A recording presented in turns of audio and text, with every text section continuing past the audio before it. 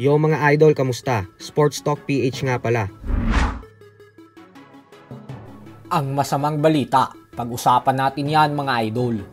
Ngunit bago ang lahat ay huwag kakalimutang mag-subscribe at i-click ang notification bell button for more sports talk. So isang hindi magandang balita nga po ang dumating para sa ating pambato na si former 3 Division Champion General Casimero.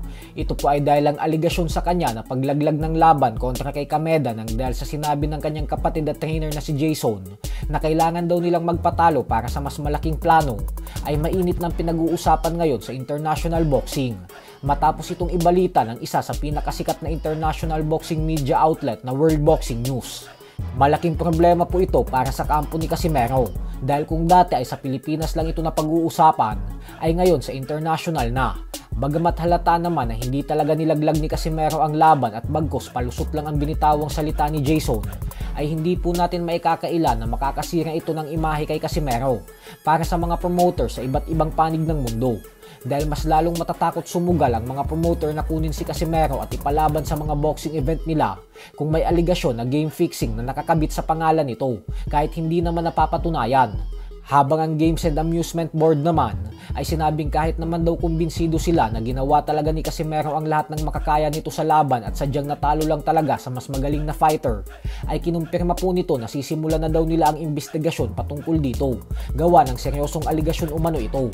Bukod dyan ay sinabi din ng GAB na ipapatawag daw nila ang magkapatid na Casimero sa kanilang opisina nang dahil dito.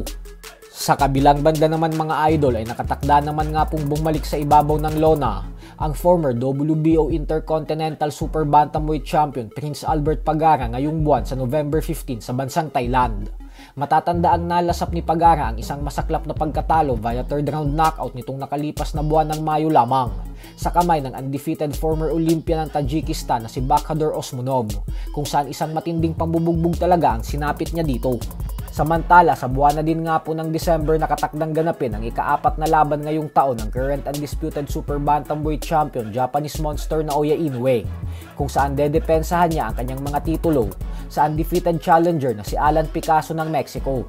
Subalit tila hindi nga po nasasabik ang maraming boxing fans sa laban na ito dahil naniniwala ang karamihan na bagamat isang undefeated fighter si Picasso ay masyado pa daw itong hilaw para sa binansagang halimaw ng Japan. Kaya naman kumbinsido ang mga ito na magmimistulang isang napakadaling laban lang daw nito para kay Inoue. Ayon naman sa former Mexican World Champion na si Jose Luis Castillo, ay bagamat umano kababayan niya si Picasso at gusto niya itong manalo, ay sa kasamaang palad umano ay hindi niya talaga ito nakikita na kayang talunin si Inoue.